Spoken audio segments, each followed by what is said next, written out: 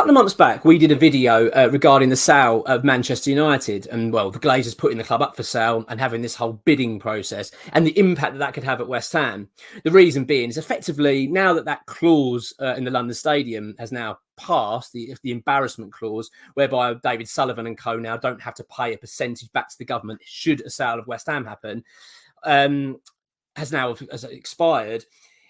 The sale of Manchester United is actually quite significant on West Ham. The reason being is that there's clearly, well, at the moment now there's two parties, isn't there, that are very interested in buying Manchester United, which is Sheikh Hassim and, of course, Jim Ratcliffe. They're the sort of two front runners of buying the club. Now, the feeling was that obviously these parties want to buy a Premier League football club. That was their intention. And it was always felt that should the losing party, obviously not get the Manchester United sale, they might well turn their attention elsewhere to another Premier League club. West Ham being one of the front runners, you would imagine, and well expected, because one, effectively West Ham are up for sale. We'll come to that in a minute, but also the fact that West Ham are in London, Premier League football club, big stadium, all these sort of factors, and let's be honest, compared to Manchester United, a lot cheaper. It's a club that you'd look at and think it's a worthwhile investment for someone that wants to take over and potentially buy the stadium, etc., etc. Now, there's been a big development in the Manchester United side of this story, in that the Daily Mail are now reporting exclusively today, big news, that the Glazers have now pulled the club away out of being up for sale. They're actually saying the club is no longer up for sale and they're going to remain in charge. Of course, this is going to cause absolute uproar amongst Manchester United fans, but being West Ham, obviously we don't really care about that. What we care about is West Ham and how the impact that's going to have on us. And you go as far as saying now, it could be quite significant for West Ham, because now you've got two parties that were very, very keen to spend a hell of a lot of money on Manchester United and buying it into a Premier League football club that now are looking around again now for another club to buy. So the story is at the moment that this is what the Daily Mail was saying, that the Glazers have now officially taken the club off the market. So and basically what it was, they've had this whole bidding process, haven't they, of Manchester United, been constantly going on for months and months. I've never really understood what the process has been. It just feels like they keep kicking the can down the road, effectively, the Glazers. They keep saying it's for sale, but won't accept any bid. They keep wanting more and more and more. And the latest report was they actually wanted 10 billion for the club, considering the fact I think it started at about 5 and 6 billion that they were looking for, and now it's gone on and on and on. And it appears, I believe the latest bids were around about 8 billion pounds. That was from Sheikh Hassim to buy Manchester United. And now, of course, they're asking for more, and it appears that the sale's now off. This is what we're hearing at the moment anyway. Now, the interesting thing regarding West Ham, and especially in regards to the Qatari interest, is that the Qatari have a lot of investments around Stratford, around the stadium. They own a lot of the buildings and land, etc., etc. So there's always an eye on West Ham. Would make a lot of sense. And, of course, West Ham now are probably in a more of a attractive position, you would say. Because, well, one, if you look at our accounts that were recently released, a lot of the debts have now been paid off. The club are actually doing quite well financially. We've just had quite a positive window as well in terms of the summer, in terms of the commercial side of it. I think, in fact, that we actually came out, we spent negative. I think it was a negative 18 million. So financially, the club is actually got a sound footing on it, which obviously makes it more attractive as well to an investor. Now, the interesting part is obviously the stadium. That's another story, isn't it, in regards to where we are with that? It appears that obviously West Ham wants to get the stadium. I'm still quite convinced eventually that will happen, that West Ham will acquire it full time. It's just a case of where we get there. Are West Ham going to be doing that at the moment? I'm not sure. I don't think so. I think they'll probably wait. They probably want to get a position where they've got a deal in place for the next owners to come in. The other, obviously, spanner in the works with the West Ham side of it was David Gold. Of course, David Gold passed away, and I believe that his shares were then going to go to Jacqueline.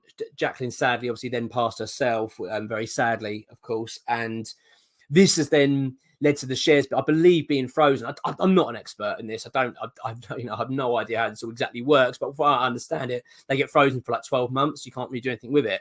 Effectively, that's delayed the sale of West Ham. Not that it's caused a real big problem for West Ham fans or us in particular, because let's be honest, things have started pretty well. We've had quite a busy summer. We've invested quite well. And as I've said, the actual club is in a pretty solid financial footing at the moment, which is good.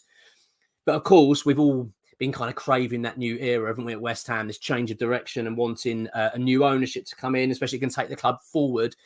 And, well, I mean, the news at Manchester United, there's no two ways about it, could have a real impact on this, in that these both, I mean, I'm not just talking about the Qataris, you're talking about Ratcliffe as well. Obviously, he wants to buy a football club. He wanted to buy Manchester United. He was going to spend a hell of a lot of money. If the club is now pulled off the market, I can't imagine that he would be then going, well, I'm not bothered anymore. He may well want to go and then flex his muscle elsewhere and look at another club. So, I mean, there's talk about Tottenham being another option for these parties, but I think West Ham, considering that what it would cost to buy West Ham, is significantly less, of course, than Manchester United and Tottenham. So West Ham at the moment, I believe, are valued at around about just over 800 million. And you considering the fact that the Qataris were about to spend 8 billion, or even maybe up to 10, whatever it was, to buy Manchester United, that West Ham's a lot cheaper, and they've got a lot more spare capital then to invest and do whatever else with the club. The other interesting point that needs to be looked at as well is the Tim Steidten appointment. Now, this is just purely rumours, total rumours, and this is not coming from X or anything like that. But there was always the feeling, and the gossip was, that the potential new owners of West Ham possibly were looking to see a more professional structure at West Ham, hence why we've then got this technical director. How true that is, I don't know. But you get the feeling, there's definitely been a change at West Ham, isn't there? There's no two ways about it. The way that the club's being run feels different. It feels more professional.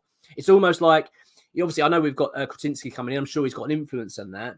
But you get the feeling they're setting it up for a sale, that everything's in place. It looks more attractive. It's not a bit of a circus run around. It feels a bit more structured, the club, and a bit more, like I say, a bit more professional, a bit more streamlined rather than it was before, with Sullivan involved in everything, controlling everything. It just feels like things have moved on a little bit. And there's obviously that adds to the... That's, fuel to the fire, doesn't it, a little bit, in terms of the sale and whether it's something being shaped up here. I get the feeling it is, but we don't know the details of that yet. XWH employee will be providing a bit of an update on this, I believe, soon, in terms of what the impact this could all have. I'm talking about the Manchester United, being taken off the market and what that could do. And obviously he's going to speak to people at the club and see what the story is. Now, the line from the club has always been the same. The club isn't for sale. They've got no interest of selling, but I think it's widely known that at the end of the day, David Sutherland's getting older himself, and no doubt he'll want to sell this club at some stage. I'm sure he will. You can consider the fact what he bought the club for, which I think was about £80 million. If you're looking at it now, he could sell it for around about 800. Obviously, with his shares, I think he's got 51%. So he's going to make a lot of money on the football club. There's no two ways about it. I'm still convinced that at some stage he will be up for selling, and I believe that the reason he hasn't done so far was because of the situation with David Gold and the shares being frozen, etc. Now, look, we don't know the details of this. We really don't, but there's no two ways about this. That this is something that West Ham fans need to keep an eye on, because before we know it, there could be a big shift here. I.e., the attention can go from Manchester United. If it's definitely been taken off the market, which the Daily Mail are claiming, and making it very clear, and obviously this is now going to roll for a little while, this story, you get the feeling that the attention could shift elsewhere, and it could well be to West Ham.